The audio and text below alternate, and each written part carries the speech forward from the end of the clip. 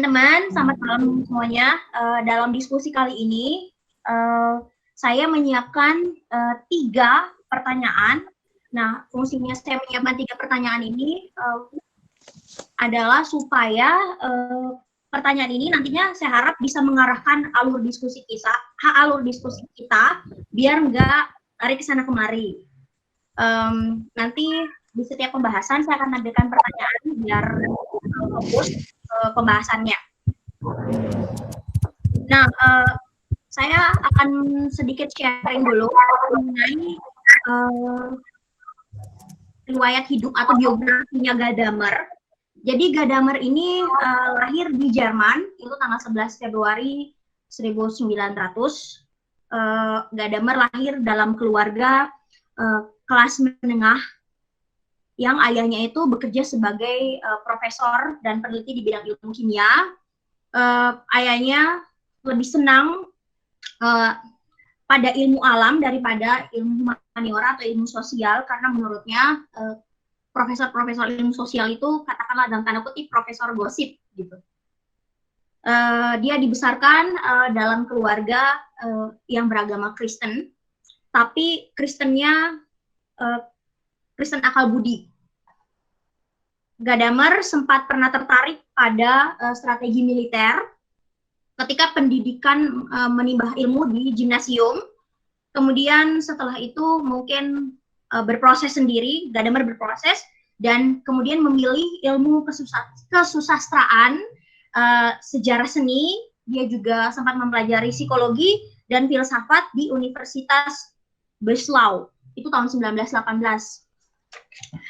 Setelah itu dalam proses pendidikannya ternyata Gadamer tertarik dengan pemikirannya Heidegger karena waktu itu sempat mengambil kalau nggak salah mengambil kuliah Heidegger. Kemudian dari sana Heidegger dan Gadamer punya relasi yang katakanlah cukup dekat karena beberapa kali Heidegger sempat membantu kondisi Gadamer dan istrinya yang waktu itu sedang dalam keadaan kesulitan keuangan, jadi sempat tinggal sama Heidegger. Kemudian juga Heidegger pernah membantu Gadamer buat ngomong ke papanya Gadamer, meyakinkan orang tuanya Gadamer bahwa sebenarnya Gadamer ini bisa jadi filsuf yang cemerlang.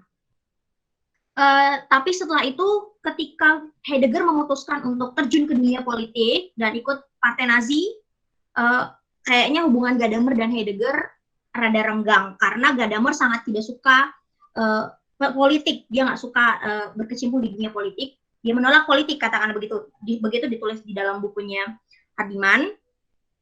Dan di akhir perang dia menjadi rektor Universitas Leipzig di Jerman itu tahun 1949 dan bekerja kemudian pindah ke Leipzig dan bekerja di sana sampai ia meninggal. Jadi Gadamer ini dikaruniakan umur panjang lebih dari 100 tahun. Gadamer hidup sampai umur 102 tahun dan meninggal di bulan Maret 2002. Nah, salah satu karya yang paling cemerlang dan membuat dia dikenang sebagai salah satu filsuf modern di bidang hermeneutik adalah karyanya yang berjudul Kebenaran dan Metode di tahun 1960.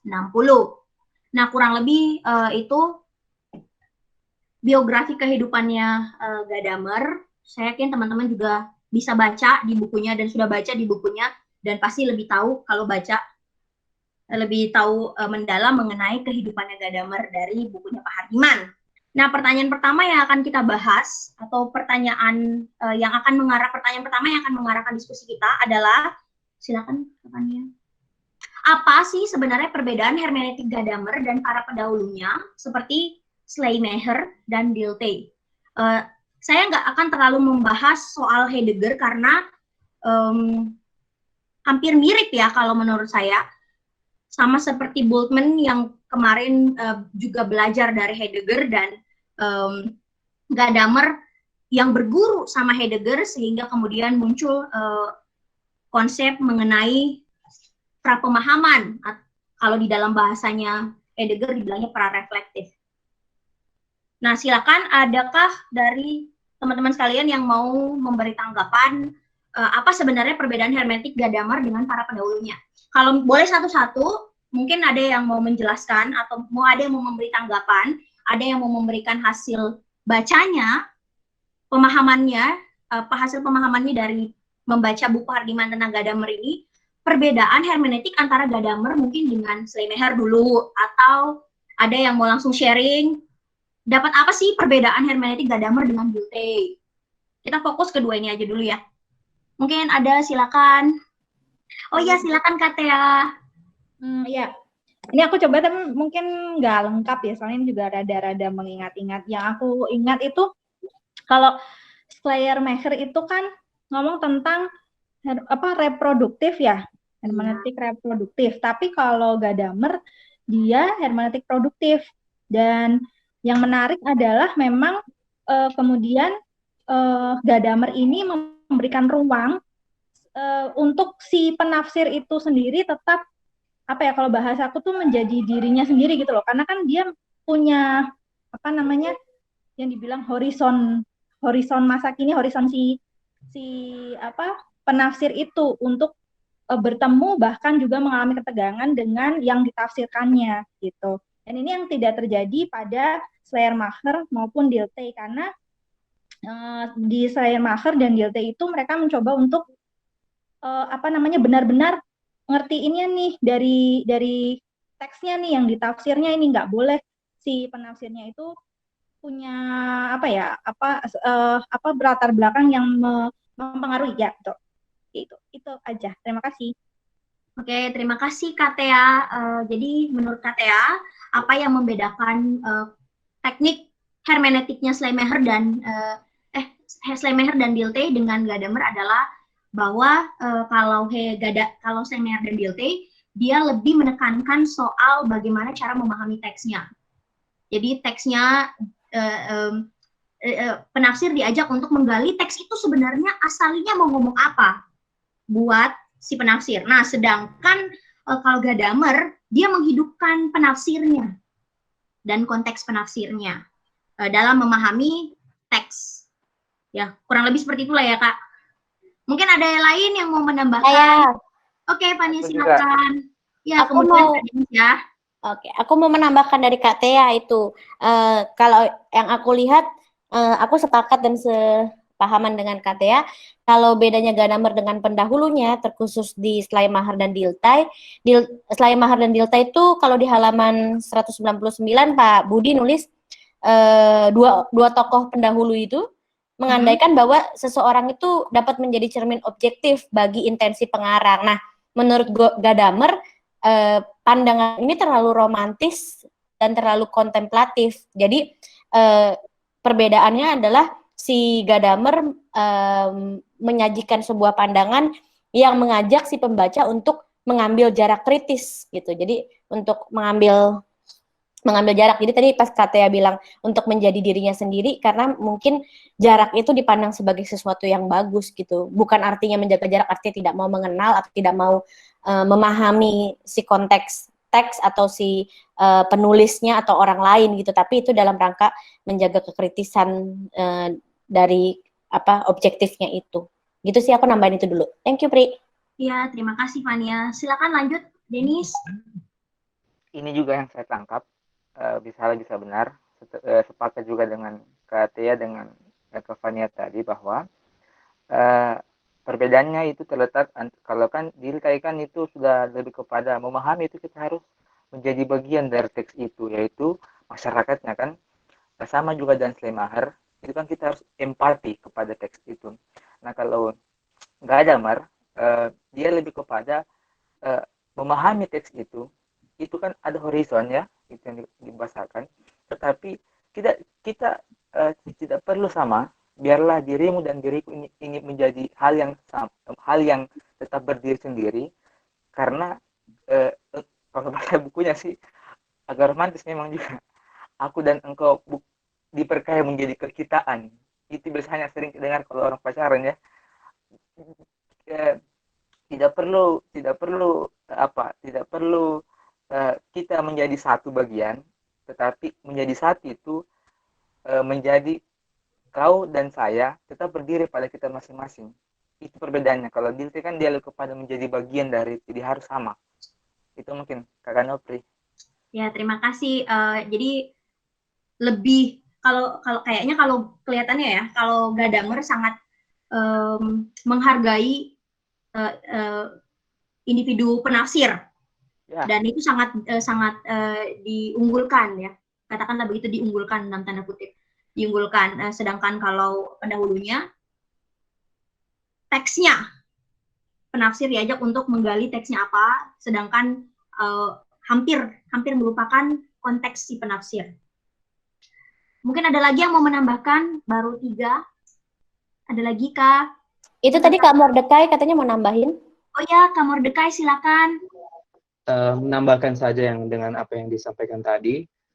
Sebenarnya kalau kita melihat dari Hans Georg Gadamer ini, dia itu puncak sebenarnya, puncak dari semua yang sudah kita bahas sebelumnya.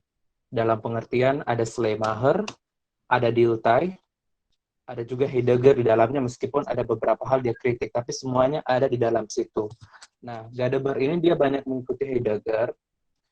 Dia juga mau mengembalikan hermeneutik Schleiermacher dan Dilthey kembali sebagai metode dan dalam ilmu-ilmu kemanusiaan. Nah, maka itu saya katakan Gadamer ini menjadi puncak dari beberapa tokoh-tokoh pendahulunya. Namun, hermeneutik itu adalah bagi Gadamer itu adalah persoalan eksistensi. Jadi persoalan eksistensi itu bisa dibaca dengan ilmu-ilmu sosial kemanusiaan. Nah, itu jadi ada Heidegger-nya, ada Dilthey-nya juga begitu. Tapi dia juga tidak setuju dengan Dilthey, dengan konsep historisme itu yang disampaikan oleh Dilthey, karena dia menganggap bahwa kalau kita memahami suatu sejarah, itu manusia itu, menurut Dilthey, itu harus di luar sejarah atau tidak terlibat di dalam sejarah seperti itu. Nah, Gadamer dia mau mengkritik itu bahwa tidak bisa begitu. Manusia itu adalah makhluk historis. Jadi artinya dia harus masuk di dalamnya. Jadi kalau seorang peneliti, apalagi seorang peneliti sejarah, dia harus masuk dalam sejarah tersebut sehingga pada nantinya memperoleh apa yang disebut Verstehen itu, yang memahami dengan kesepahaman itu. Nah, sekali lagi yang mau dibilang di sini ialah Gadamer ini jadi puncak. Cuman di dalam persoalan penjelasan dari Bapak Budi Hardiman di dalam misalnya dalam videonya di YouTube, yang mungkin kalau teman-teman perhatikan nanti mungkin bisa ditanya langsung ke bapaknya. Karena begini, dia justru menjelaskan Schleiermacher, Dilthey, Heidegger, baru Gadamer, baru Rudolf Bultmann.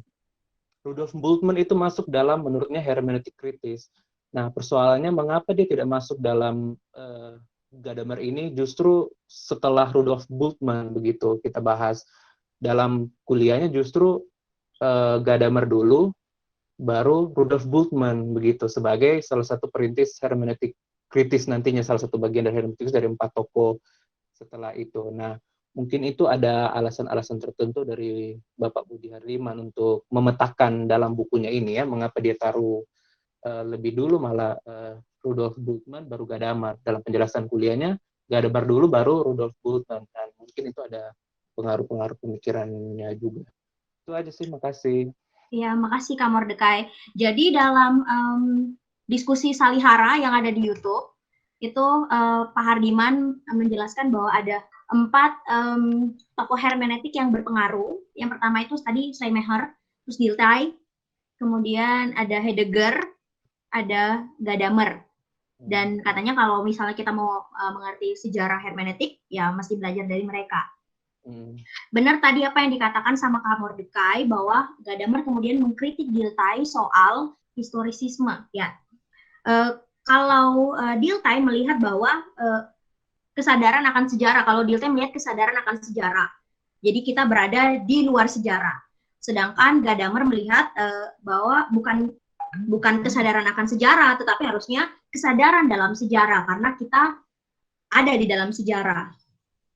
Kesadaran kita itu bergerak, itu kata Gadamer ya, kesadaran kita bergerak di dalam sejarah. Jadi pemahaman kita juga dibentuk oleh sejarah, kata Gadamer gitu.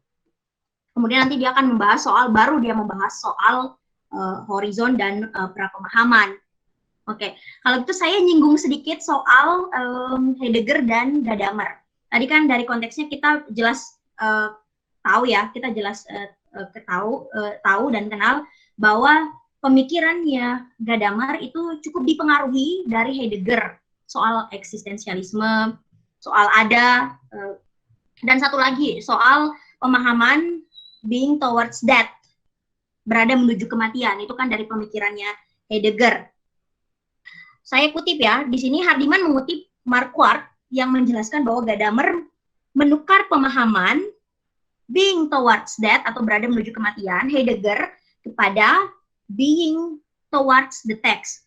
Kalau di dalam pembahasan soal Heidegger sebelumnya, di buku Hardiman dikatakan bahwa sebenarnya apa yang dilakukan sama Heidegger ini merupakan proses hermeneutik. Teknik yang dilakukan Heidegger adalah teknik hermeneutik. Cuman Heidegger nggak mau dikatakan sebagai filsuf hermeneutik. Akhirnya, menurut saya, Gadamer kemudian belajar banyak dari pemikiran Heidegger, sehingga menyimpulkan bahwa proses hermeneutik itu pada dasarnya merupakan kemampuan universal manusia untuk memahami. Jadi ada hubungannya sama eksistensi. Menghidupkan yang tadi dibilang sama Fania, dibilang sama Katia, dibilang sama Denis, sama Kak Mordecai, menghidupkan sisi penafsir. Dan itu yang membedakan dia dari Schleiermacher dan Dilthey. Nah, berarti jelas banget Gadamer dan metode hermeneutiknya, saya rasa ya, membawa gaya baru, katakanlah begitu. Dan menurut saya, metode atau teknik hermeneutiknya Gadamer lebih sederhana dan lebih mudah dimengerti, menurut saya, ketimbang hermeneutiknya Schleiermacher dan Dilthey. Tadi Katia sempat nyinggung soal bahwa hermeneutiknya Schleiermacher itu bersifatnya reproduksi, sedangkan hermeneutiknya Gadamer itu sifatnya produktif. Saya kemudian berpikir loh, kok bedanya apa bedanya? Di sisi lain kan sebenarnya Gadamer kalau kita mau perhatikan secara mendalam sedikit, apa yang dilakukan sama Gadamer kan sebenarnya juga proses produksi, katakanlah reproduksi makna. Tapi reproduksi maknanya buat konteksnya penafsir. Tapi sebenarnya menurut saya juga sebenarnya bisa dikatakan reproduksi sih, karena si penafsir yang hidup itu, yang kata Gadamer hidup, itu bisa mereproduksi makna baru untuk konteksnya dia dari sebuah teks. Saya lanjut ya. Tadi saya katakan bahwa teknik hermeneutiknya Gadamer ini lebih sederhana atau punya gaya baru, dan saya rasa patut dipertanyakan juga sih kepada Pak Hardiman nanti, kalau misalnya Pak Hardiman sempat masuk, bisa masuk di akhir pertemuan kita, bisa kita tanyakan, loh kok kalau gitu teknik hermeneutiknya Gadamer ini baru dimasukkan setelah Bultmann, kok nggak di sebelum Bultmann? Bagi saya berarti model hermeneutiknya atau teknik hermeneutiknya Gadamer ini sangat kontekstual ya. Kalau tadi dengar penjelasannya Katia sama Fania, yang bicara soal aspek penafsir yang sangat dihidupkan, kontekstual sekali bagi pembaca. Nah, kalau lihat dari bukunya Pak Hardiman, di situ dijelaskan bahwa Gadamer mencoba membebaskan hermeneutik dari batas-batas estetis dan metodologis. Kalau yang sifat estetisnya dari Schleiermacher, kemudian metodologinya dari Dilthey. Sehingga hermeneutik menjadi proses atau kemampuan universal manusia untuk memahami. Makanya kayaknya sisi penafsirnya sangat ditekankan. Tapi bukan berarti sisi teksnya atau sisi orang yang ditafsir, ya teks lah ya, teks itu diabaikan. Justru nanti kita lihat di pembahasan mengenai Gadamernya lebih dalam mengenai konsep hermeneutik atau teknik hermeneutiknya, ternyata berdialog antara penafsir dan teks. Teks berdialog dengan penafsir, dan penafsir juga berdialog. Jadi sifatnya dialogis, nggak monolog. Mungkin karena benar tadi kata Kak Mordecai, aspek dimensi sosialnya, sehingga memahami juga bisa berarti saling memahami. Karena kalau lihat background-nya Gadamer kan humaniora, sosiolog.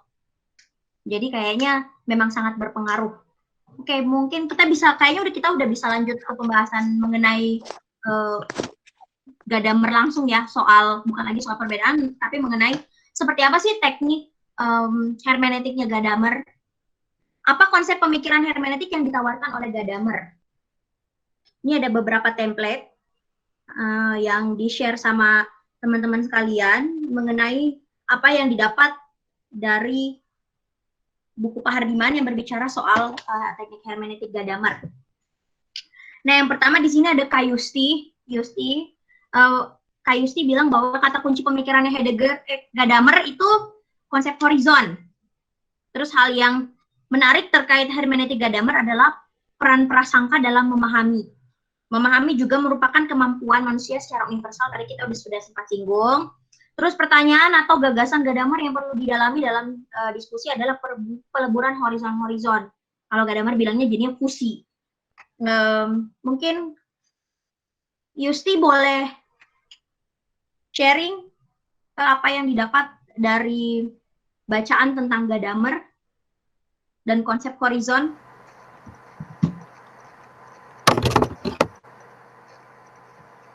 Halo. Halo Yusti.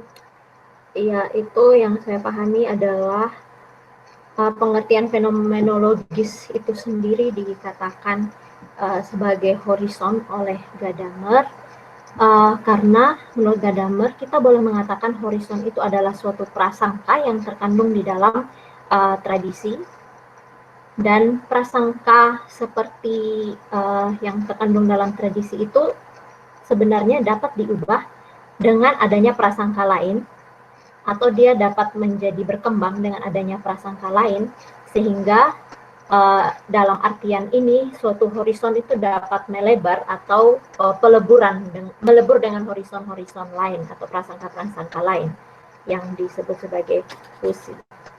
Ya, itu sih. Jadi ketika kita berprasangka misalnya kepada teks, prasangka kita akan dipengaruhi oleh tradisinya kita.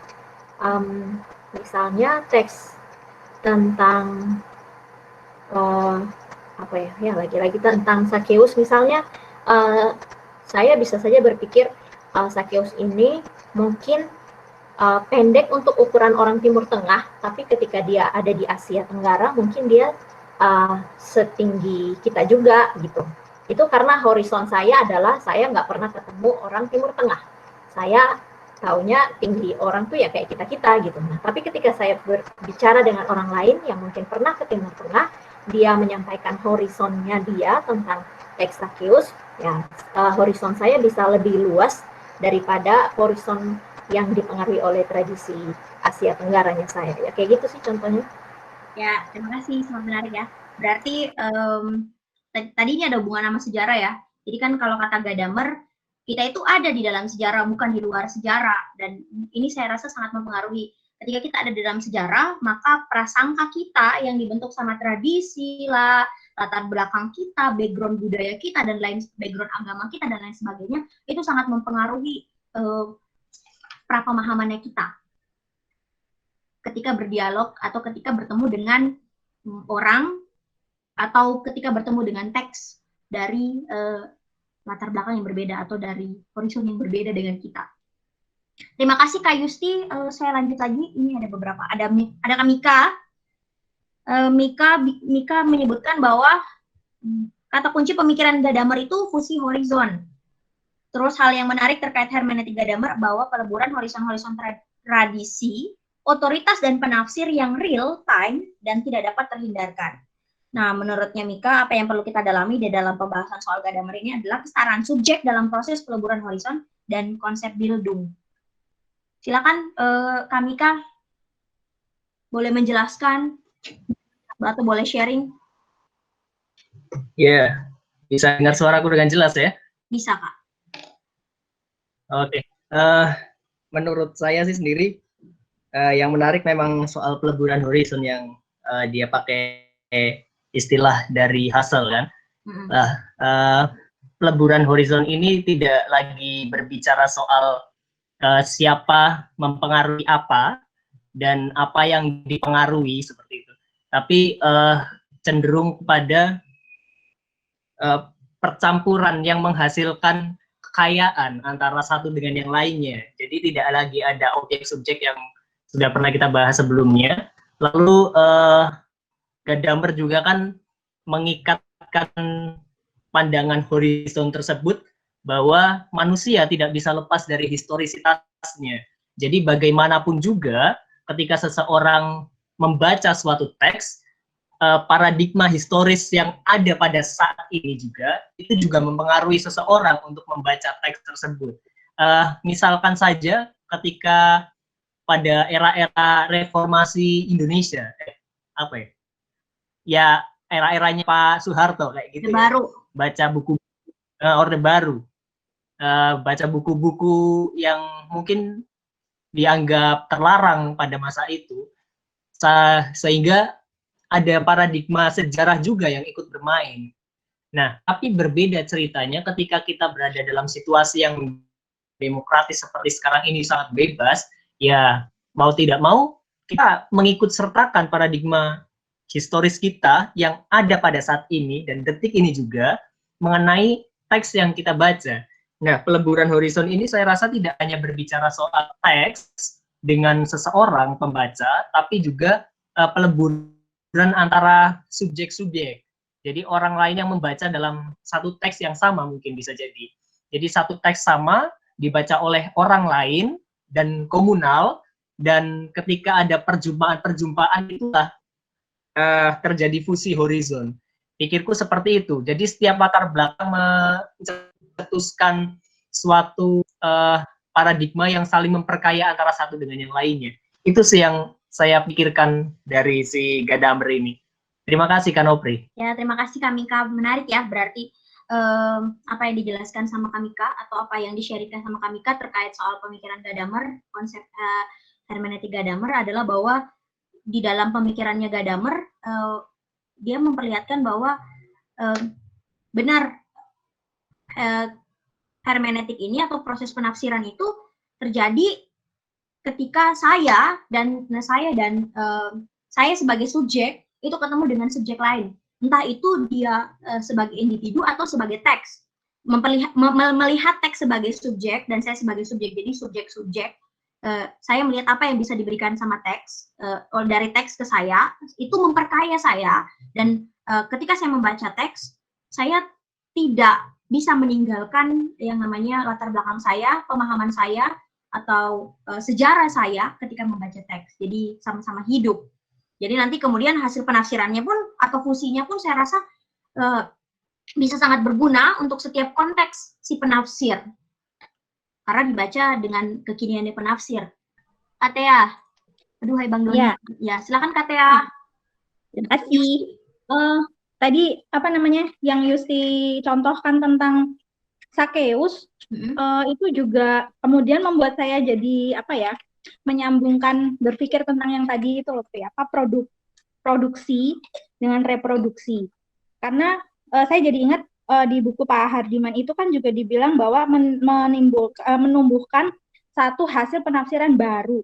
Mungkin di situ jadi kata kuncinya ya, baru, sehingga disebut hermeneutik produksi gitu. Kan dia menghasilkan sesuatu yang baru. Kayak tadi yang Yusti contohkan itu kan, aku malah juga nggak kepikiran kayak gitu sih sebenarnya gitu loh. Itu kan berarti sesuatu yang otentik ya, benar-benar baru dari dia gitu. Atau juga kalau mau digabungkan dengan apa yang tadi Mika sampaikan, tentang komunitas yang menafsir, aku juga jadi teringat bukunya Niter yang mengatakan bahwa tafsir terhadap kitab itu juga bisa dilakukan di dalam komunitas lintas iman untuk menghasilkan, ya saya rasa ketika itu lintas iman pun bisa menjadi sesuatu yang penafsiran yang baru gitu, bahkan benar-benar baru mungkin dikatakan seperti itu gitu. Maka jadi masuk akal ketika dikatakan hermeneutik Gadamer adalah hermeneutik produktif. Kalau menurut aku sih begitu. Terima kasih. Produktif ya. Saya mau menanggapi sedikit soal apa yang dikatakan sama Katea. Saya rada bingung sebenarnya. Jadi ketika proses menafsir yang dilakukan dengan tekniknya Gadamer ini, membaca teks dengan sejarah dan konteks kekiniannya penafsir, kemudian menghasilkan makna baru yang tadi dikatakan produktif, apakah itu juga sebenarnya jadinya reproduktif ketika sebuah teks tersebut dibaca sama penafsir tertentu dengan konteks tertentu, kemudian menghasilkan hasil yang baru lagi, direproduksi. Apakah begitu atau bagaimana? Karena kan berarti setiap penafsir bisa menafsirkan sebuah teks berbeda-beda tergantung konteks si penafsir dan sejarah atau latar belakang si penafsir. Ini kalau ada hubungannya sama teks ya beda lagi menurut saya kalau itu dengan individu atau kelompok tertentu. Seperti tadi yang dikatakan sama Katea, kalau individu dan kelompok tertentu otomatis ada proses, ada relasi yang saling mengenal kan, karena bisa disangka. Kalau misalnya saya ngobrol sama Yusti, kemudian pemahaman saya dengan horizon dan dengan sejarah saya, dengan tradisi saya, dan Yusti dengan horizon dan sejarah tradisinya Yusti. Kemudian saya yang orang Makassar, lahir dan besar di Makassar, kemudian Yusti yang lahir dan besar di Sumba ya Yusti ya. Iya. Itu saling memperkaya kan jadinya. Saya Yusti bisa mengoreksi dan menambah wawasan saya atau ya karena sifatnya lebih dialogis. Yusti bisa mendengar, Yusti bisa berargumen, sedangkan teks nggak bisa berargumen. Maksudnya nggak bisa membantah dan ya ngerti lah ya, maksudnya gitu. Nggak bisa mengkonfirmasi secara langsung seperti individu atau kelompok. Makanya tadi kayaknya menurut saya relasi itu penting. Atau adakah yang mau menambahkan atau adakah yang mau mencerahkan horizon saya? Boleh silakan Kak Mardika. Kak Yus, Kak Anopri. Ya mungkin bahasa hermeneutik reproduktif itu Schleiermacher dan Dilthey ya. Orang-orang Schleiermacher dan Dilthey itu orang-orang hermeneutik reproduktif. Tapi kalau Gadamer, kalau yang dari saya baca, kayaknya dia memakai bahasa lain. Dia bukan pakai bahasa reproduktif, tapi dia pakai bahasa integrasi. Penyatuan. Seperti tadi, kalau Mas Mika punya bahasa itu pencampuran begitu. Pencampuran. Dan di situ ada integrasi. Nah, saya kan katakan tadi bahwa semua memuncak pada Gadamer. Itu berarti sudah ada Schleiermacher, Dilthey, tapi tetap ada juga kritik-kritiknya. Nah, memahami yang menurut Gadamer ini cukup unik karena itu ada penafsir dan juga teks. Kita bayangkan penafsir dan teks. Jadi satu, penafsir itu dia punya horizon sendiri. Artinya dia punya zamannya sendiri, sudut pandangnya sendiri, keberadaannya sendiri, kepribadiannya sendiri. Itu dari sisi penafsir. Tapi ternyata horizon itu ada juga dalam teks. Bukan cuma penafsir. Teks juga punya horizon yang berhubungan dengan penulisnya di dalam teks. Nah, kedua horizon ini kemudian harus bertemu dalam rangka untuk memahami. Nah, sehingga ada paham di tengah itu, kalau misalnya ada gambar di dalam buku Pak Budi Hardiman itu di tengahnya itu. Ya, fusi, pertemuannya, itu peleburan. Fusi. Itu yang namanya peleburan. Artinya kita yang punya horizon, kita harus meleburkan horizon kita, teks juga harus melebur, sehingga peleburan kita dan teks itu harus bertemu di tengahnya. Di tengahnya itu harus bertemu. Nah, itu yang disebut dengan hermeneutik menurut Gadamer seperti itu. Jadi memahami. Contoh konkretnya begini. Kalau Pak Budi Hardiman dikasih contoh, misalnya dalam kehidupan keluarga, suami dan istri. Suami orang Batak misalnya, istri orang Manado. Nah, dalam keluarga itu kan pasti ada komunikasi. Budayanya sendiri ada. Budaya orang Manado dan budaya orang Batak misalnya. Budaya orang Batak dan orang Manado itu pasti ada bedanya. Dan dalam keluarga komunikasi itu kan penting. Tidak ada yang saling tinggi satu dengan yang lain. Nah, perlu adanya peleburan itu. Peleburan harus ada antara orang Batak dan orang Manado, gitu kan? Supaya bertemu supaya tidak ada yang tinggi dengan yang lain. Nah, itu yang disampaikan oleh Pak Budi Hardiman, dikasih contoh seperti itu supaya memahami, supaya kita sepaham gitu, sepaham ada dan lain-lain sebagainya. Dan dalam konteks tadi yang mutualis tadi yang Paul Nitter itu juga bisa boleh. Kalau dalam konteks ilmu sosial orang Gadamer ya, itu disebut ruang ketiga. Itu yang disebut homibaba. Jadi saya, atau Marty Buber bilang, jadi saya bukanlah saya, engkau bukanlah engkau, tapi kita. Gitu. Saya dan engkau, berarti kita. Artinya tidak menghilangkan pertama dan kedua, kita bertemu dalam ruang ketiga. Seperti Indonesia, gitu kan. Misalnya di UKDW atau di UKSW dengan banyaknya diversitas, misalnya seperti itu, kita bukan bertemu sebagai orang Batak, misalnya. Kita bertemu bukan orang Manado, tapi kita bertemu sebagai orang Indonesia. Nah, itu integrasi. Itu yang namanya integrasi, penyatuan peleburan itu. Nah, untuk maksud yang reproduktif itu mungkin bahasa Gadamernya itu integrasi. Karena orang reproduktif itu nanti kita kembali lagi ke Schleiermacher dan Diel, kita sudah mengkritiknya, meskipun Gadamer juga memakai persoalan itu. Dan dia kemudian memahami yang uniknya begini. Kalau kita mengerti sesuatu, itu berarti kita setuju menurut Gadamer. Padahal kalau kita pikir-pikir dalam konteks kita kan, ya kita sekedar memahami gitu, bukan berarti kita setuju. Misalnya dalam konteks pemahaman Marx dengan bukunya Das Kapital itu, ya kita sekedar memahami aja mungkin ya. Di sisi lain kita memahami aja gitu, bukan berarti kita setuju juga gitu. Kan? Tapi kalau Gadamer, kalau kita mengerti, kalau kita memahami sesuatu teks atau satu peristiwa sosial, ya berarti kita setuju gitu. Nah, itu yang unik dari Gadamer. Terima kasih. Oke, terima kasih Kak Mordecai. Saya ngambil apa sih? Saya nanggapin. Berarti kalau gitu saya melihatnya ya harus ada relasi biar horizonnya ketemu antara saya dengan teks atau antara saya dengan individu atau kelompok. Jadi baru fusinya bisa ketemu ketika saya dan horizon saya membaca teks dengan horizonnya teks. Berarti kan di situ saya membangun relasi dengan teks. Ya, dalam tanda kutip membangun relasi dengan teks supaya saya bisa mengerti. Mungkin bisa pakai kata empati kali ya. Ketika proses membangun relasi dengan teks itu, dengan mendalami teks, baru saya bisa melihat horizonnya teks, atau baru saya bisa melihat horizon yang ditawarkan sama kelompok atau individu lain.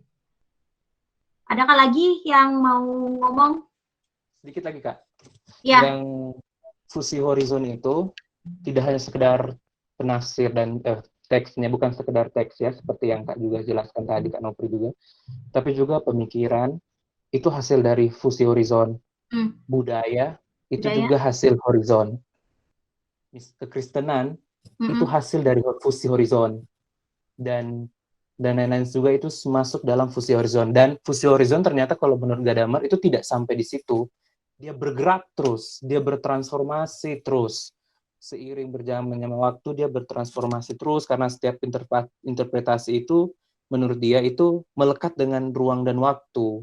Seperti itu. Jadi kalau mungkin dalam konteksnya yang seperti tadi Orde Baru kita mengiyakan, iya harus ada seperti yang dijelaskan oleh Mas Mika tadi, kalau di demokratis sekarang sudah tidak lagi seperti itu misalnya. Nah itu terus dipahami bahwa ternyata meskipun demokratis toh kembali lagi ada juga kan buku-buku yang disita dan lain sebagainya. Nah itu berarti antitesis, sintesis, dan tesis itu bergerak terus itu ke dalam bahasa ilmu sosial. Falsifikasinya bergerak terus, artinya dia tidak sampai di situ fusi horizonnya. Dia berlangsung terus-menerus dan dia tidak kedap dengan ruang dan waktu. Karena itu dia bertransformasi. Jadi artinya intinya memang benar seni memahami itu harus ada kesepahaman, konsensus, dan persetujuan. Terima kasih. Oke, terima kasih Kak. Ada lagi yang mau menambahkan? Kak Nopri? Ya, Denny silakan. Terima kasih Kak. Tadi maksudnya itu menambahkan Kak Nopri, maksudnya Kak Nopri mau menambahkan gitu. Ya. Ya, yang tadi katakan kamu saya juga lebih memfokuskan itu tentang bertemunya antara horizon itu ya, yang disebut dengan fusi.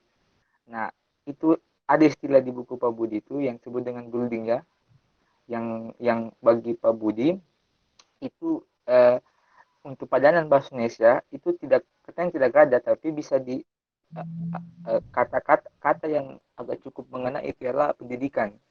Tapi di 195 itu di bagian bawah, building itu ialah suatu proses atau orang yang belajar tidak hanya dirinya tapi juga di luar dirinya sehingga ia diperkaya dan itu terpelajar. Nah, saya coba menghubungkan di horizon itu, bukankah memang itu ketika ada peleburan antara penafsir dengan teks, kita diperkaya. Jadi kita tidak hanya sebatas mengetahui diri atau ilmu kita, tapi ketika kita berjumpa dengan orang lain, kita makin diperkaya, kita makin ya produktif juga sebenarnya sih, karena peleburan itu memperkaya kita. Nah, apakah itu cocok istilah saya dengan bullying itu, dan saya coba kaitkan dengan Kamardekai terkait dengan peleburan horizon itu.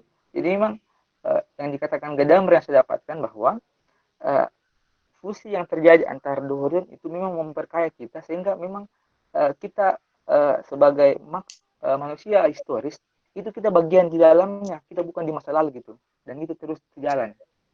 Itu mungkin Kak. Terima kasih. Ya, terima kasih Denis. Ada lagi nggak yang mau menambahkan? Yang jarang ngomong silakan. Biar terjadi peleburan horizon di antara kita bersama. Asik. Saya memperkaya, bukan saya sih, kita saling memperkaya satu dengan yang lain. Kayaknya Pania mau ngomong, silakan. Oh ya, saya mau menanggapi Kamardekai yang tadi. Saya ingin menambahkan di halaman 181 Pak Budi menjelaskan di bagian bawah bahwa yang terjadi bukanlah perpindahan si penafsir dari horizonnya ke dalam horizon pengarang, melainkan meluasnya horizon si penafsir. Memperoleh sebuah horizon berarti, katanya Gadamer, bahwa orang belajar melihat melampaui apa yang dekat terjangkau tangan, bukan untuk mengalihkan pandangan darinya, melainkan untuk melihatnya secara lebih baik di dalam sebuah keseluruhan yang lebih luas dan dalam proporsi yang lebih benar. Nah, justru ini menjadi pertanyaan saya begitu. Tadi kan kita bicara tentang ketika kita mencoba memahami sesuatu itu kita bergerak di dalam horizon kita yang nanti akan berbenturan dengan horizon lain, yang nanti akan melebur gitu ya. Nah, asumsinya bahwa kalau pola pikirnya manusia ini kan bukan cuma satu identitas. Betul, memang ada percakapan, ada diskusi, ada debat, dialektika dan segala macamnya. Tapi manusia ini punya dari lapisan-lapisan identitas. Di manakah Gadamer dengan konsep fusi dan horizonnya itu bisa meletakkan bahwa ada ketidaksepahaman yang akhirnya mungkin apakah kalau tidak sepaham artinya tidak melebur menjadi sebuah fusi, lalu dia tetap di standing positionnya, atau bagaimana? Ini saya mungkin lebih pada mendalami konsepnya Gadamer terkait dengan fusi dan horizon begitu, karena kita punya lapisan-lapisan identitas gitu. Jadi kalau misalkan bisa dicontohkan gitu ya, saya sama Nopri ini teman cukup dekat begitu dari kami kuliah S1 satu angkatan, S2 satu angkatan, sempat serumah begitu. Lalu kayak kalau saya kasih contoh begitu, lalu kami sering berdialektika pas lagi masak, pas lagi ini debat lah pokoknya intinya. Dan di situ terkadang terbenturlah horizon-horizon kami sehingga terkadang kami menciptakan sebuah fusi begitu. Nah, tapi ada di beberapa titik yang memang saya dan Nopri itu berbeda. Lalu bagaimana ketika saya dan Nopri itu berbeda? Apakah di manakah posisi perbedaan itu dalam sebuah horizon yang bertemu dengan horizon lainnya? Gitu. Itu sih yang lebih pengen saya tanyakan gitu. Dan saya dead end ketika baca ini, karena ini kesannya ya kebenaran adalah, aku ngelihatnya ya simplifikasi ya, kebenaran adalah tunggal. Tinggal kamu aja berproses, terus nanti akan terungkaplah semua kebenaran yang adalah satu. Karena nanti berfusi harapannya jadi satu, padahal kenyataannya tidak, karena ada sesuatu yang kita berbeda karena lapisan identitas kita yang banyak, dan ada yang namanya agree to disagree karena berbeda begitu. Ini sih yang saya tanyakan. Thank you. Oke, makasih Fania. Ada yang mau menjawab atau ada yang mau menanggapi? Tadi ini menanggapi Kamardekai ya? Mungkin mau ditanggapi lagi sama Kamardekai? Atau ada teman-teman yang lain yang mau menanggapi? Iya, tadi melanjutkan dari Kamardekai sih sebenarnya, bukan cuma menanggapi. Oh iya, melanjutkan dari. Oke, ada yang mau menanggapi? Saya boleh nggak, Kak? Oh boleh, Mika, silakan. Kak Fania, kalau misalnya pun perjumpaan itu tidak mempertemukan pemikiran kayak gitu ya, bentrok kayak gitu ya, lebih mudahnya. Tapi paling tidak dalam perjumpaan itu pun sebenarnya sudah membuka horizon baru, bahwa kesadaran akan keberbedaan itu ya hasil horizon itu, pikirku. Jadi ya entah itu bertabrakan, entah itu satu tidak diperkaya, satu merasa memperkaya kayak gitu. Saya rasa tetap ada horizon ketika ada perjumpaan itu, walaupun pertentangan. Tetap ada horizon atau tetap ada fusi? Iya, fusi horizon. Oh, dari horizonnya Canopy katakanlah tadi kalau misalnya contoh horizonnya Canopy dan horizonnya Fania jumpa menjadi fusi kan, walaupun itu sifatnya untuk diri sendiri, memahami bahwa diri ini saya itu berbeda dengan dia dan dia juga merasa berbeda dengan saya. Nah itulah fusinya, fusi horizon. Pikirku seperti itu sih. Jadi bukan pada faktanya ya, tapi pada proses. Maksudnya kalau emang kita tidak menemukan sebuah sintesa baru, ya berarti itu artinya ya it's okay gitu ya. Maksudnya enggak harus hasil akhirnya adalah saya A, Nopri B, lalu menjadi C gitu. Enggak harus seperti itu. Tapi kalau memang ya sudah saya A, Nopri A, Nopri B, ya sudah begitu. Itu termasuk dalam pemahaman fusi. Iya sih, pikirku seperti itu juga. Walaupun mungkin ada. Iya, kalau misalnya berhenti pada antitesa ya saya rasa itu juga sudah termasuk fusi horizon. Itu aja sih. Memang ada. Bildungnya sangat bermanfaat. Ya kalau menurutku tetap menghasilkan hal yang baru sih. Kalau dilihat dari perspektif lainnya, hasil barunya di mana? Hasil barunya adalah saya bertambah wawasannya, Fania bertambah wawasannya kalau saya dan Fania berbeda. Walaupun perbedaan kita tidak mesti menjadi kesepakatan bersama bahwa ya mari kita perbaiki perbedaan itu dan menghasilkan hal yang baru. Kalau menurutku tetap ada penambahan wawasan sih di dalam proses horizon bertemunya horizon saya dan horizon Fania. Walaupun tidak harus mencapai satu kesepakatan. Kak Nopri, boleh? Ya. Boleh. Kalau dalam konteksnya tadi, itu berarti bahwa yang seperti yang sudah dijelaskan Pak Budi Hardiman juga bahwa peleburan itu tidak sampai di situ saja. Jadi tidak hanya sampai konteks dialektisnya Kak Nopri dan Kak Fania. Jadi peleburan itu berlangsung terus, peleburan fusi horizon itu berlangsung terus. Jadi peleburannya Kak Fania tidak sampai di situ. Peleburannya Kak Nopri tidak sampai sekedar bertemu dan lain sebagainya. Ketika mungkin dalam proses dialektika ada hambatan, itu berarti harus melebur terus. Harus melebur terus, biar ada fusi. Kalau dalam bahasa, kalau teman-teman biasa main kartu game Yu-Gi-Oh! Itu fusion. Itu apa? Tergabung, terintegrasi. Berarti harus melebur terus. Dan ingat teman-teman, dia itu tidak kedap ruang waktu. Mungkin hari ini kita bisa dialektis, tapi kalau pada saat kita berkeluarga, mungkin proses peleburan itu akan berbeda dengan kemarin. Misalnya ya, seperti keluarga kita, mungkin kalau kita melihat orang tua kita berbicara dengan teman sekelasnya dulu, itu tidak kalau kita lihat tidak se-matching dulunya, ya tidak se-apa dulunya, karena dia sudah berkeluarga dalam tanda kutip ya. Itu berarti ada peleburan baru gitu, sesuatu baru dalam ruang dan waktu yang baru juga gitu. Nah, itu berarti kan kalau dalam bahasa Slemah dan kita itu produksi terus ya dan lain sebagainya. Nah, itu sih. Oh ya, terima kasih Kak Mordecai. Berarti bergerak terus ya. Saya dan Fania akan tetap terus saling berbagi horizon dan berproses melebur. Kita saling melebur, Fania. Iya, dinamis. Ini Pri, mungkin tadi Irfan ada kirimkan video yang kemarin katanya juga mau kamu pasang. Mungkin bisa kita tonton dulu biar kita refresh jenak gitu ya. Oke, silakan. Terima kasih sudah mengingatkan Irfan dan Fania.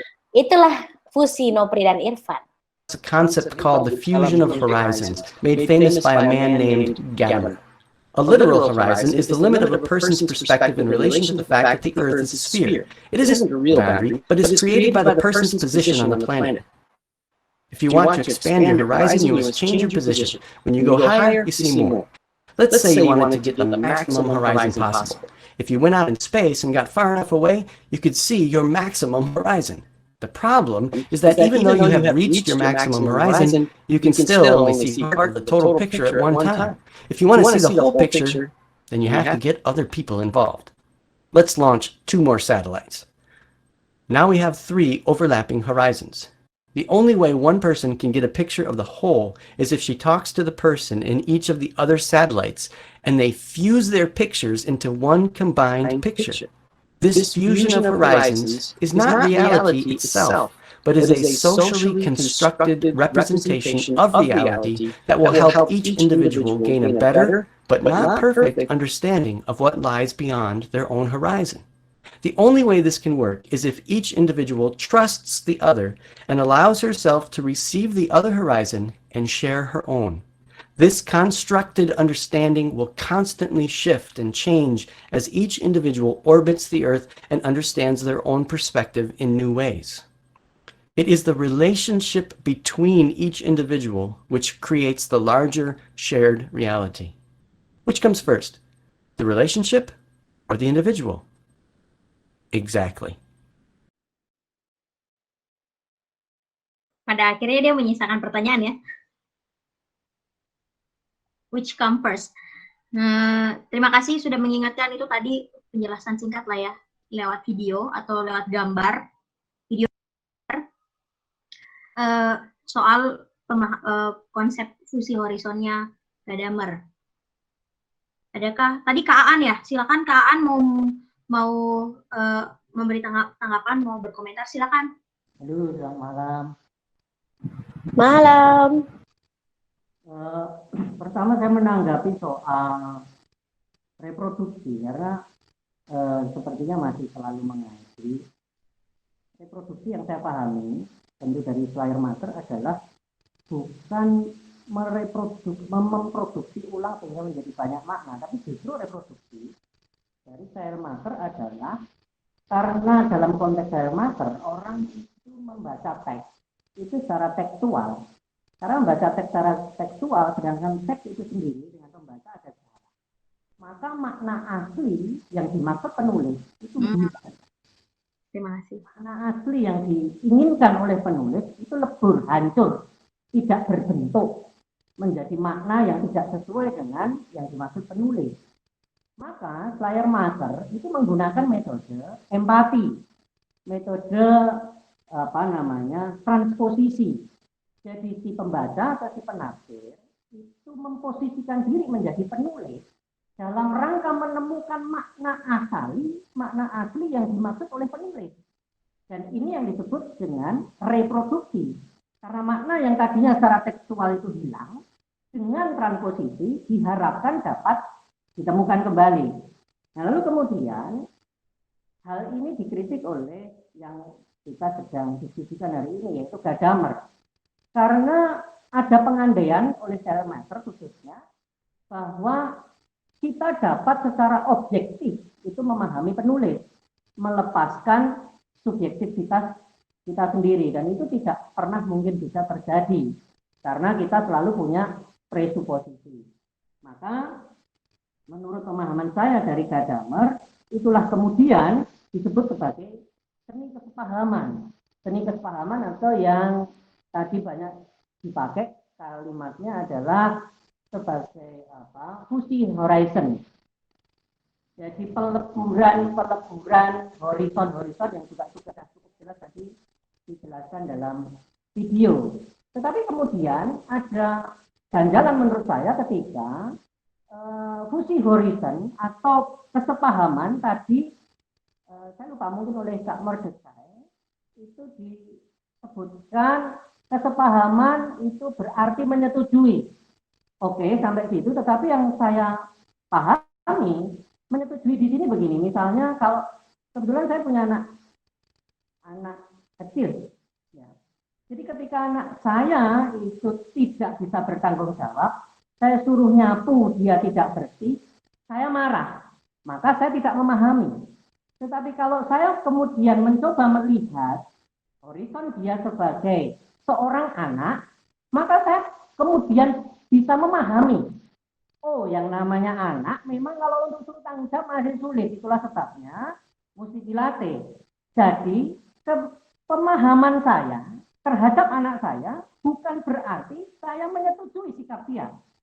Tetapi justru karena saya memahami dia, maka saya mau membentuk atau mengajari dia dengan cara horizon-horizon yang horizon saya sebagai orang tua dipertemukan dengan horizon dia sebagai anak kecil. Kemudian muncullah fusi horizon tadi. Lalu kemudian tadi saya juga menanggapi jika dikatakan bahwa Misalnya di Duta Wacana atau di UKSW, ada orang Batak, orang dari Ambon, Jawa, dan seterusnya. Masing-masing datang bertemu bukan aku orang Batak, aku orang Ambon, aku orang Jawa, bukan, tetapi aku orang Indonesia.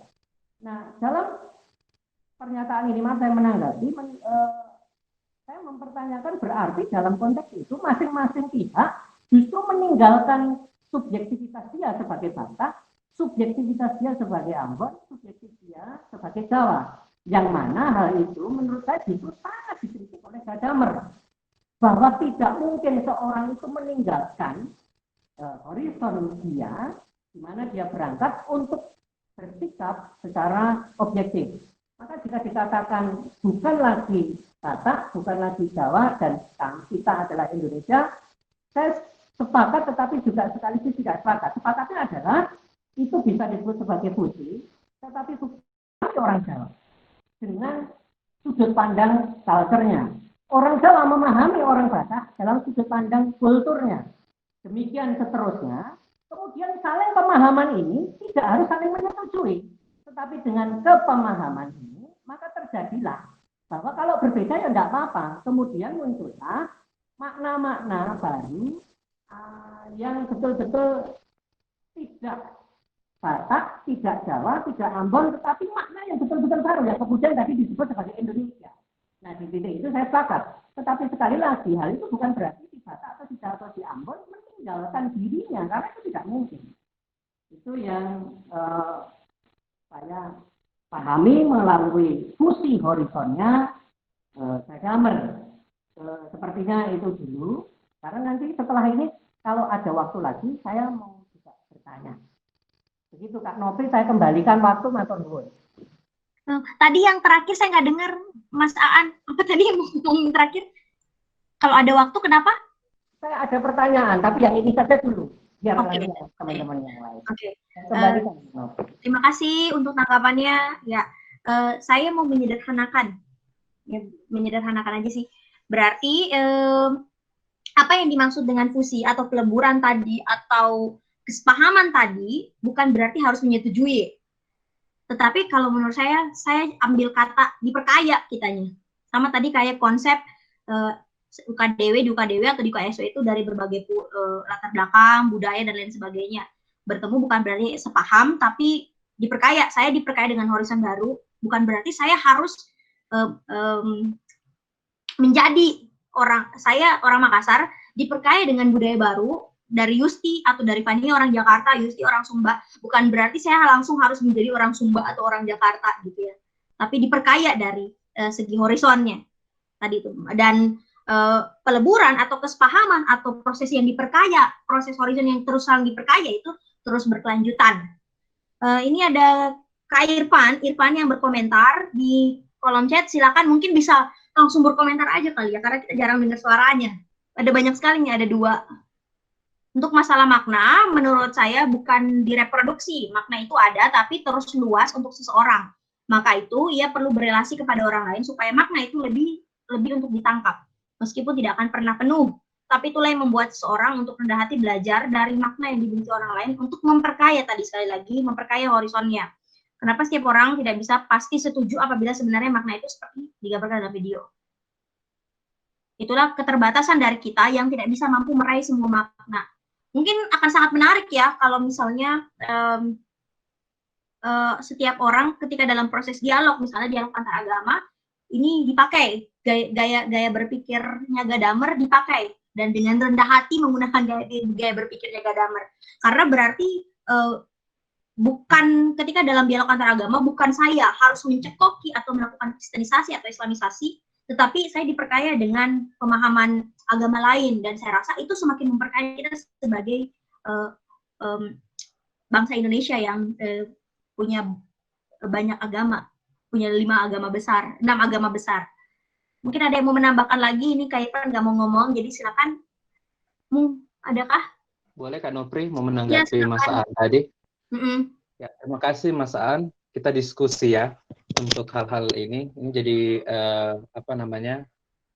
supaya semoga kita dapat kesepahaman bersama. Itu yang saya katakan tadi, yang pertama yang tadi dikatakan oleh masaan yang kalau kita mengerti berarti kita setuju, itu yang dikatakan oleh Gadamer. Dan itu kritik kita, bahwa kalau untuk mengerti sesuatu, itu bukan berarti kita harus setuju sepenuhnya, atau bukan berarti kita mengikuti langsung seperti itu. Ya, kita sekedar mengerti saja hal itu, tapi bukan berarti kita setuju. Tapi kalau bagi Gadamer, kalau kita mengerti itu berarti kita setuju menurut dia. Nah, itu yang dalam konteks kita sekarang ini, itu yang kita tidak terlalu setuju. Yang penting kita mengerti aja, bukan berarti saya setuju, begitu.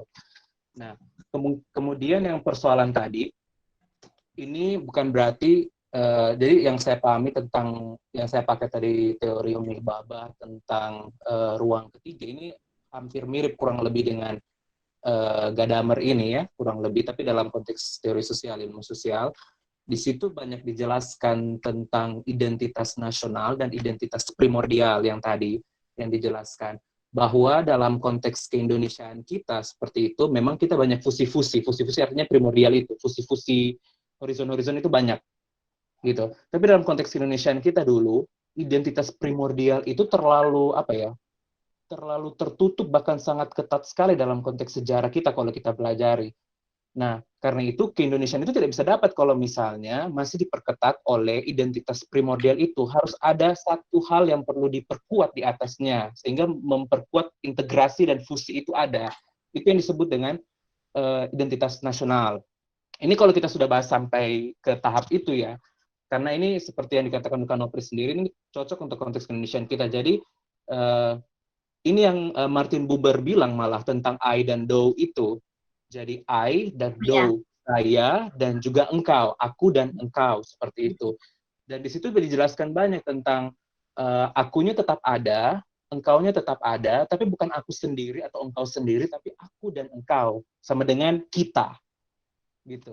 Nah, itu yang maksudnya yang Kak Nopri bilang diperkaya ya, terkaya dan lain sebagainya. Itu yang disebut kalau dalam ilmu sosial, kalau tertarik, multiple belonging, seperti itu.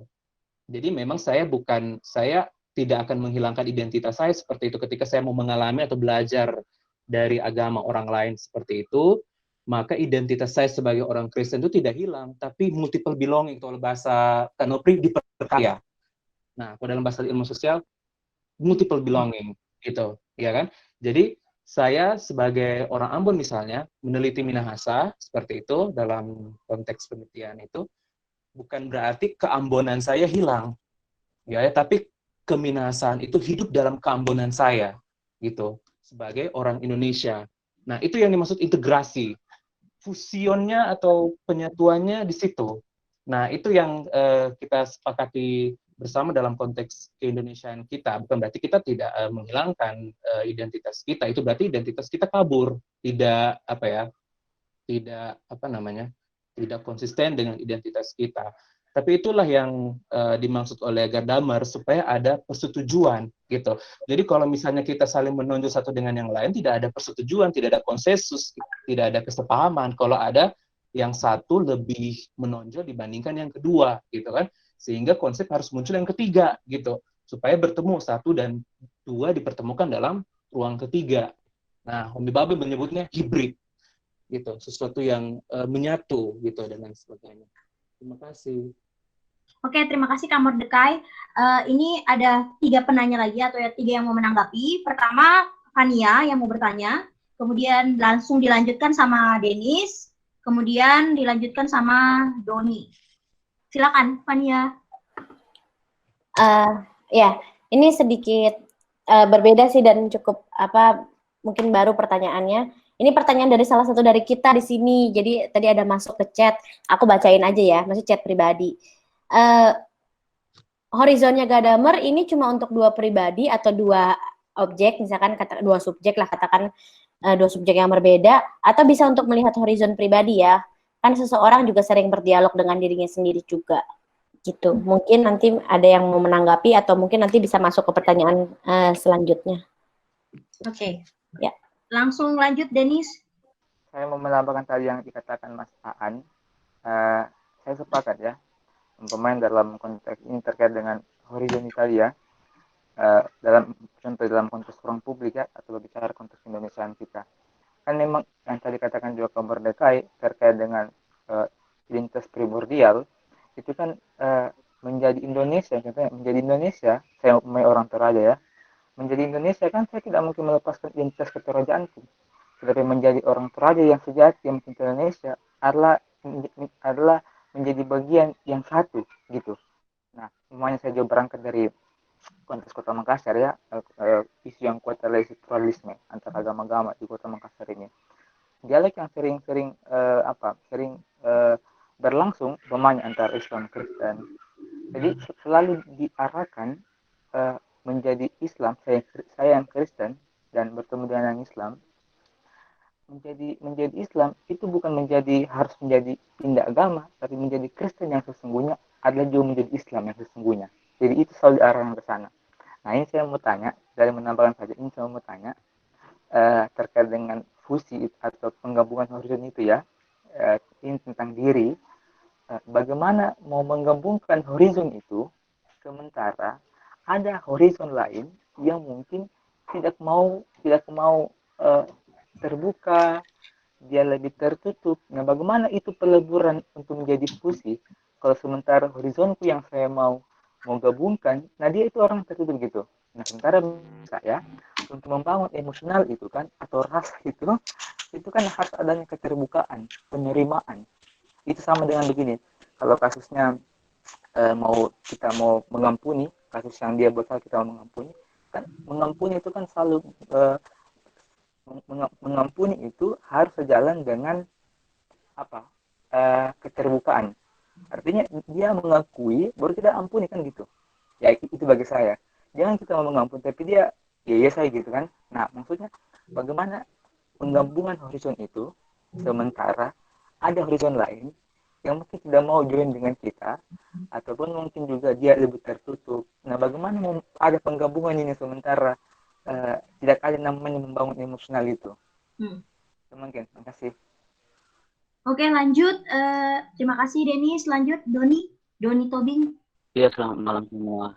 Selamat malam. Dari aku, entah saya yang keliru memahami ya, cuman saya hanya mencoba mengungkapkan apakah ungkapan saya ini kurang memahami Gadamernya, atau mungkin bentuk kritik kita terhadap Gadamer sendiri ya.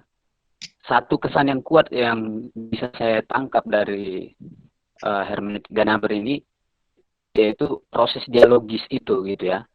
Mungkin bisa kita sepakati itu. Satu kesan yang kuat itu proses dialogis yang bisa berlanjut pada sifat aplikatifnya, penerapannya. Tapi kelanjutan yang lebih lagi berisiko cenderung menciptakan ambivalensi kan gitu kan. Ambivalensi pemahaman. Kalau kita lihat, kita arahkan ke dalam contoh, katakan saya pribadi kurang setuju, bukan sepenuhnya ya, kurang setuju kalau kita buat contoh seperti contoh Merdeka yang tadi katakan, beberapa entitas bertemu dengan masing-masing horizonnya, kemudian dalam prosesnya mengalami fusi kan begitu. Nah, pengandaian kita secara logis kalau ada fusi tentu ada difusi lagi kan gitu. Nah, apakah paradigma Gadamer ini seolah-olah mau menawarkan skema penciptaan ideologi yang tunggal, padahal saya pribadi melalui pemahaman Gadamer malah kita menangkap, merefleksikan cara memahami yang melawan visi tunggal malah. Artian yang lebih spesifik maksud saya di sini, andai entitas yang berbeda dengan horizon-horizon yang berbeda mengalami perjumpaan katakanlah, apalagi sifat relasional kita begitu tuh, mengalami perjumpaan dan seolah membangun satu visi tunggal dengan alasan dengan dalil ya katakanlah romantisasi perdamaian, sehingga sadar tidak sadar cenderung potensi visi tunggal akan muncul. Harus ada nih satu ideologi. Wah, saya pikir itu perlu ditinjau ulang kalau skemanya seperti itu maksudku. Artinya yang menarik saya lihat lebih baik fokus kepada proses dialogis yang dimaksudkan si Gadamer ini untuk bagaimana masuk ke dalam gambaran aplikatifnya tanpa harus seolah-olah memunculkan satu gaya model yang menciptakan visi tunggal itu. Nah, itu maksudku. Mungkin semoga bisa diterima kalau mungkin keliru. Oke, terima kasih Kak Doni atas tanggapannya. Saya rasa satu yang mesti kita clearkan sama-sama adalah bukan untuk mencari visi tunggal. Maksudnya bahwa satu yang perlu kita clearkan sama-sama adalah persamaan persepsi soal memahami konsep hermeneutika Gadamer atau memahami konsep Gadamer tentang fusi dan horizon ini. Tadi ya seperti yang saya katakan bahwa kayaknya apa yang dimaksud sama Gadamer tentang fusi dan horizon itu bukan soal membuat satu kesepakatan mutlak bahwa harus ada C antara A dan A, B, C, D, harus ada E. Bukan begitu sepertinya ya. Tetapi kayaknya ya kalau tadi pakai konsepnya Martin Buber yang aku, engkau, dan kita, maksudnya kita itu bukan C, tapi kita itu kita yang dalam arti diperkaya. A diperkaya, B diperkaya, jadi sama-sama diperkaya. Bukan A diperkaya, B diperkaya, jadilah C. Bukan gitu kayaknya ya. Maksud dari fusi horizonnya Gadamer adalah sama-sama, oh iya, si A dengan latar belakangnya dan si B dengan latar belakangnya sama-sama diperkaya. Jadi walaupun mereka nggak sepaham, nanti kalau misalnya dalam konteks dialogis, ketika saya berdialog dengan dengan latar belakang saya berdialog dengan orang dengan komunitas dan latar belakang lain, bukan berarti bahwa saya harus menerima dia, tapi saya diperkaya, dia juga diperkaya dari latar belakang dan historis saya juga diperkaya dari latar belakang dan historisnya dia. Kayaknya itu yang perlu kita clearkan. Kayaknya itu harus jadi kita perlu nyatuin persepsi nih sama-sama soal itu. Sedikit ya, silakan ada lagi kah menanggapi? Oh ya Kak Aan, silakan Kak Aan menanggapi. Ya, terima kasih waktunya. Saya cuma tadi juga karena diskusi ini asik, coba kalau kita bisa diskusi tatap muka lebih asik banget cuma karena di online agak sulit. Saya nanggapi ini soal apa? Masih soal fusi horizon. Saya justru dari apa yang teman-teman juga saya sampaikan dalam diskusi ini, menurut saya ini salah satu yang menjadi contoh bahwa kita punya horizon masing-masing dalam bahkan menanggapi satu buku yang sama. Saya pikir itu sepakat.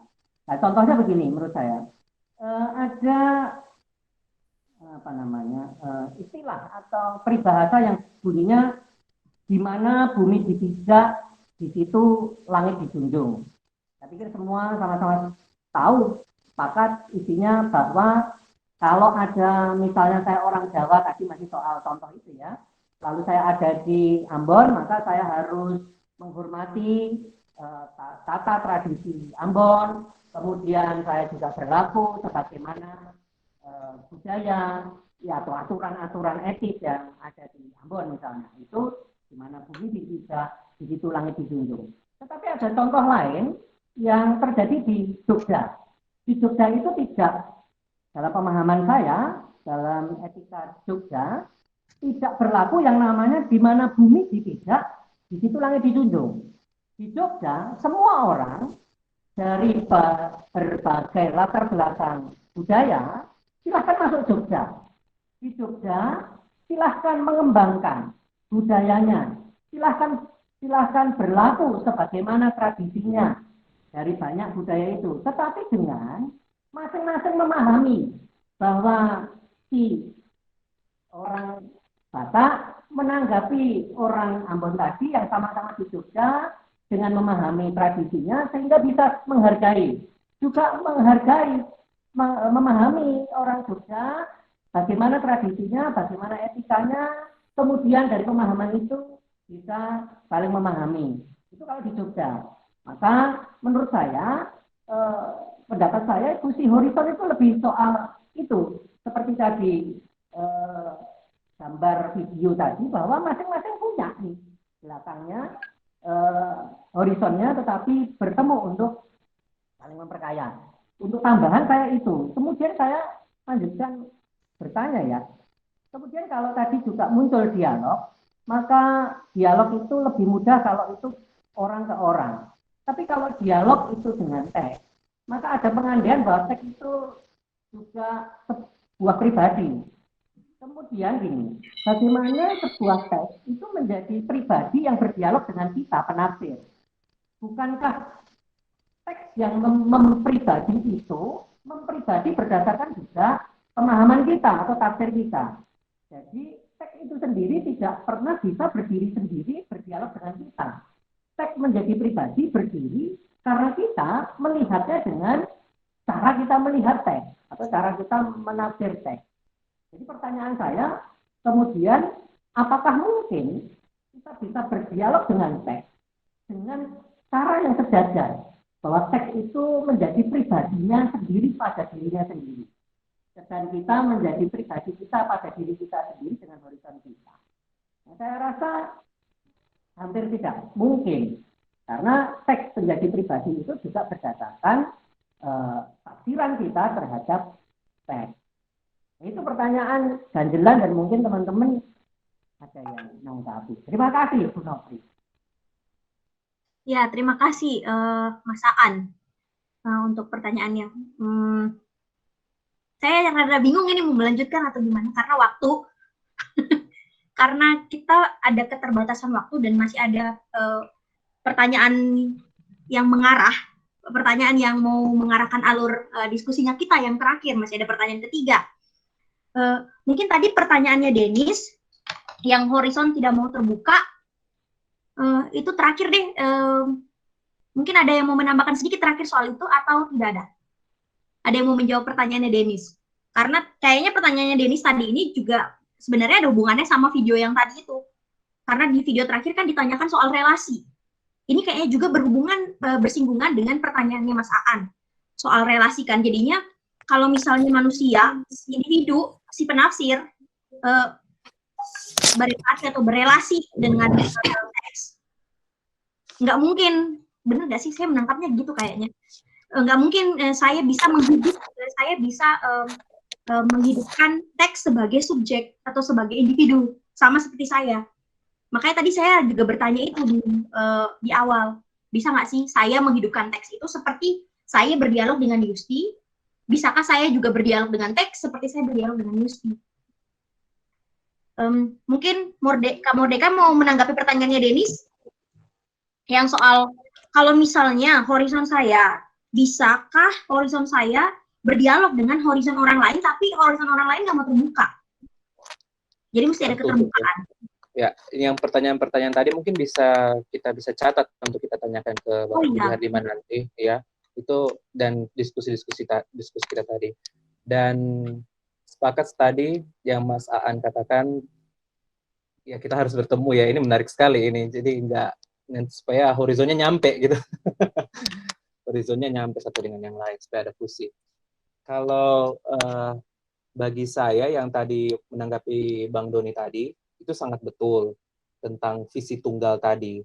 Nah, itu berarti cara bacanya terhadap teks itu juga tunggal, atau teks itu tunggal, atau yang kalau dalam bahasa Gadamer, peleburan-peleburan tadi. Kalau yang saya tanggapi ya, peleburan itu berarti nggak selesai. Peleburannya ada dominasi. Dominasi entah itu dari si penafsir, atau dia mau melihat teksnya terlalu dominan. Karena kalau dalam gambar itu tadi, yang disampaikan oleh Bapak Budi Hardiman, itu mungkin kita bisa lihat di situ tidak ada dominasi satu dengan yang lain. Itu malah ada dialektis, bukan debat. Kalau debat itu berarti ada kalah dan menang. Kalau dialektis itu kan berarti saling melengkapi, diperkaya, dan lain sebagainya.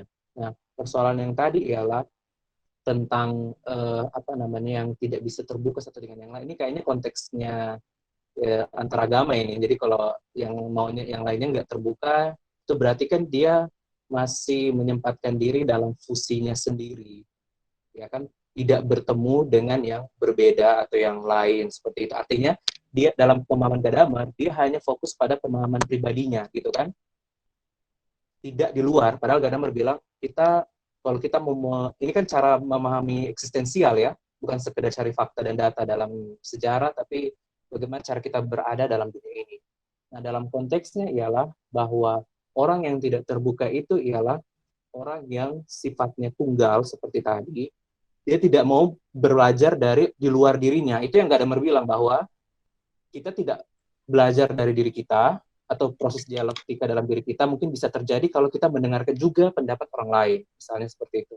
Proses dialektika itu bisa ada juga dalam kehidupan diri pribadi kita sendiri, tapi kita membutuhkan orang lain untuk memperkaya kita bahwa benar enggak dialektika itu ada dalam pribadi saya itu. Nah, itu kita membutuhkan orang lain, karena itu yang Bildung, itu makanya disampaikan oleh Gadamer itu. Bildung itu terus terjadi, bahwa ini untuk proses transformasi si penafsir. Makanya dia sangat menekankan tentang eksistensial itu. Jangan lupa dia sangat menekankan Heidegger tentang bagaimana cara berada di dalam dunia ini, seperti cara kita mengada itu dari penafsir kita, seperti itu. Nah, persoalannya ialah, kalau dalam konteks keindonesiaan kita, cara kita baca teks kita itu tidak diperkaya dengan yang lain, seperti itu. Sehingga muncul visi tunggal, seperti yang Bang Nuni sampaikan tadi. Itu bahayanya ketika visi tunggal itu, tunggalnya kita baca pun yang tunggal, gitu. Sehingga nggak ketemu, tidak diperkaya satu dengan yang lain. Sehingga membutuhkan horizon yang lain, atau dalam pengertian sesuatu yang lain dari diri kita, supaya kita out of the box begitu, keluar dari zona nyaman kita seperti itu untuk mengalami atau memahami orang lain. Saya pikir ini mungkin diskusi masih dialektis sekali, panjang sekali diskusinya, dan saya berharap juga kita bisa bertemu untuk diskusi saat ini. Seperti itu. Terima kasih Mas Aan, terima kasih semuanya. Ya, terima kasih Kak Mordekai, Mas Aan, Denis, dan yang sudah ikut berkomentar. Terima kasih. Kayaknya tadi seperti dibilang sama Kak Mordekai, diskusi ini panjang ya.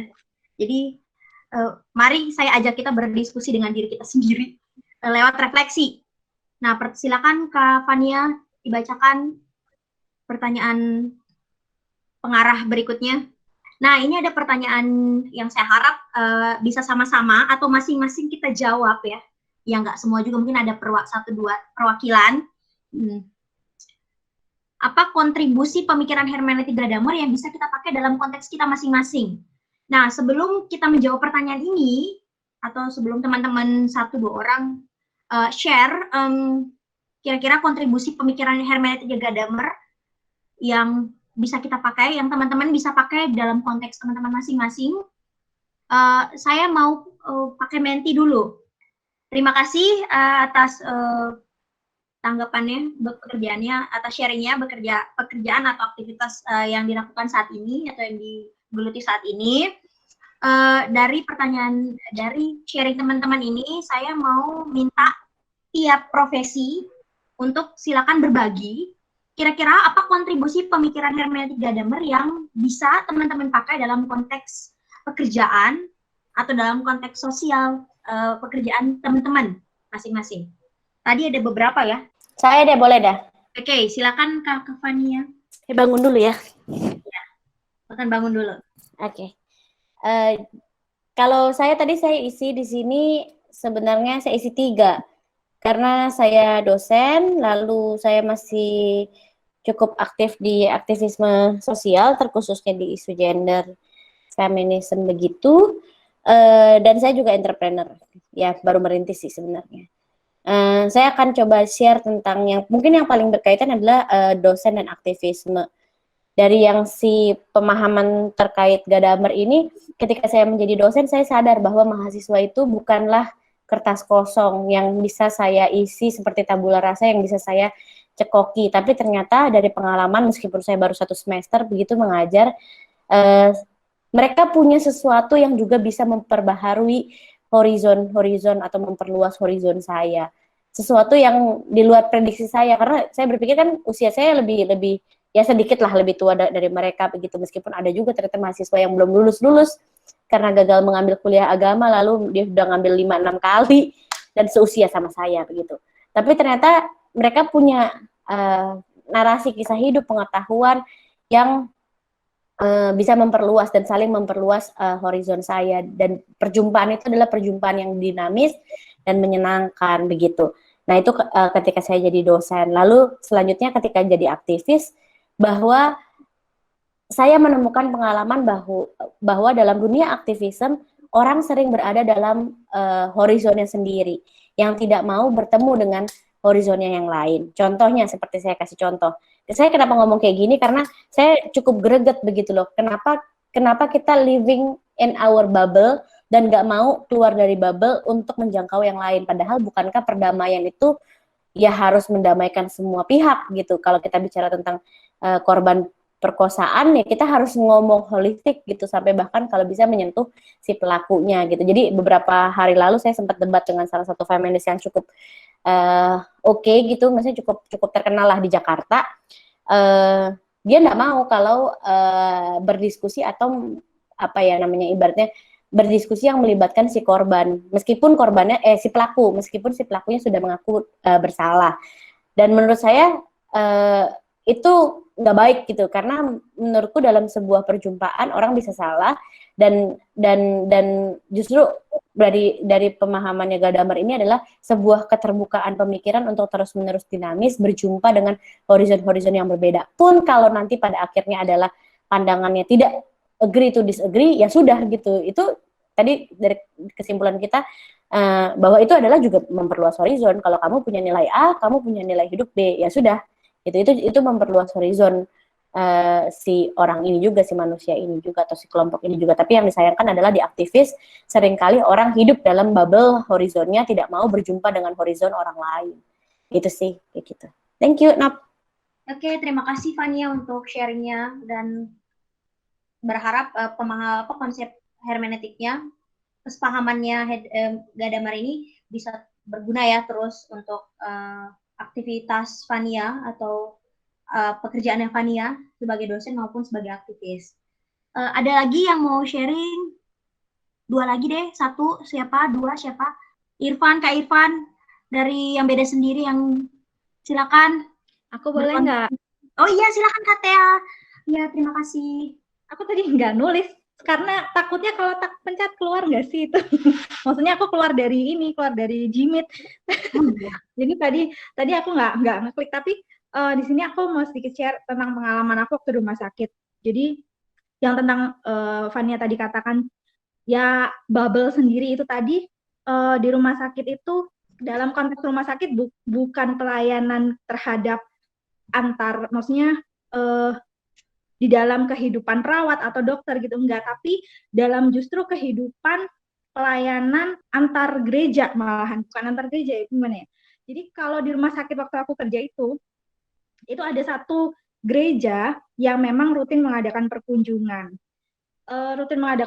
Tapi tujuan mereka itu adalah untuk apa ya, kita bisa katakan secara gamblang di sini adalah untuk menginjili, tapi dengan cara lama gitu. Mereka masuk kamar waktu saya dulu pertama kali kerja, menemani mereka berkunjung ke pasien-pasien. Mereka masuk ke kamar, kemudian ya saya ada cerita gini Pak, kemudian kita harus kritis terhadap agama kita. Padahal jelas yang dikunjungi itu adalah yang berbeda agama gitu. Nah, ketika lama-kelamaan saya mulai kemudian berani untuk berbicara, tapi yang membuat saya sedih adalah ya betul kemudian apa yang dikatakan Niter, bahwa yang berat itu adalah dialog dengan sesama agama kita sendiri gitu loh.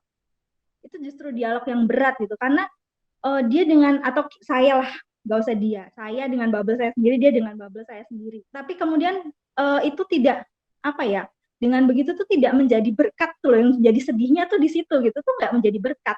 Padahal kan harusnya pelayanan kepada yang sakit, pelayanan kepada yang membutuhkan, itu kan harusnya menjadi berkat dengan satu semangat yang sama gitu kan. Kalau sama-sama Kristen gitu kan harusnya punya semangat yang sama gitu untuk menerapkan cinta kasih Allah untuk mereka yang membutuhkan kan gitu. Tapi ternyata itu tidak terjadi, sehingga tidak diperkaya juga akhirnya kan gitu. Satu dengan yang lainnya tidak diperkaya. Akhirnya waktu itu saya sering bentrok gitu dengan mereka. Saya sering bentrok, artinya bentrok itu saya menyampaikan, pada akhirnya saya menyampaikan simpel, maaf, ini sudah peraturan di rumah sakit ini seperti ini. Dijelaskan dengan panjang lebar, mereka nggak mau terima gitu, malah saya dibilang nggak beriman lah, takut lah begitu. Akhirnya saya katakan, tidak, ini sudah peraturan di rumah sakit ini seperti itu. Itu, jadi aku mau share itu aja. Oke, terima kasih Kak Tea. Saya rasa cukup lah ya untuk diskusi kita malam ini. Mungkin pribadi kita bisa berefleksi. Tadi ada pertanyaan, kalau menurut saya itu pertanyaan reflektif sih. Dialognya buat diri sendiri apa bisa? Mungkin coba dulu kali ya. Mungkin sampai di sini dulu diskusi kita malam ini tentang hermeneutik Gadamer. Selamat berefleksi. Tuhan Yesus Tuhan memberkati. Tuhan Yesus.